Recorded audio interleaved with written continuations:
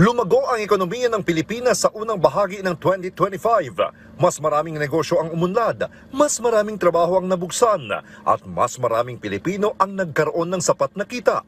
Ang 5.4% na paglago ng Gross Domestic Product o GDP ay nangangahulugang mas aktibong ekonomiya, mas maraming produkto at serbisyo, at mas malawak na oportunidad para sa lahat.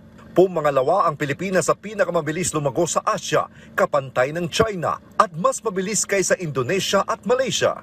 Tumibay ang ekonomiya dahil sa sigla ng turismo, pagtaas ng consumer o domestic spending, at tuloy-tuloy na infrastruktura mula sa Build Better More program. Domestic demand remained a key pillar of growth, expanding by 6.7%, up from 5.4% in the previous quarter.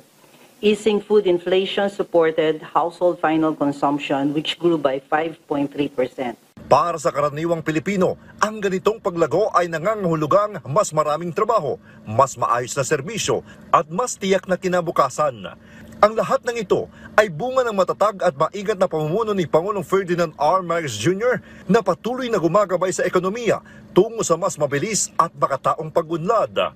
Malaking tulong para sa bawat pamilyang Pilipino ang pagbaba ng presyo ng mga bilihin tulad ng bigas, na resulta ng mga programa ng pamahalaan. Nung dati po, na 5,000 po yung namin, yung budget. Ngayon po nakalis kasi po medyo bumaba na po yung mga bilihin, gagaya na lang po ng bigas. Opo, mas malaki talaga yung katitiran kaysa noon. Lalo siguro kung mayroon pa dyan mababa sa 36. Dati kasi binibili ko 40. 45, yung pinakamababa noon, nakabili nga ako 60. Ngayon, malaki talaga naititipid ko sa bigas lang. Sa tuloy-tuloy na pagtutok ng administrasyon sa ekonomiya at serbisyo, asahan ng mga Pilipino na mas marami pang mga mamamayan ang makikinabang sa pag-angat ng bansa.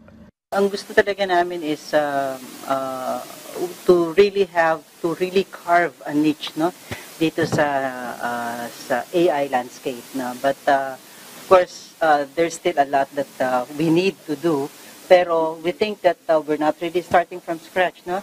Kasi marami na rin naman tayo in terms of the manpower. We just need to upskill pa rin yung sa AI natin. Christian Bascones para sa Pambansang TV sa Bagong Pilipinas.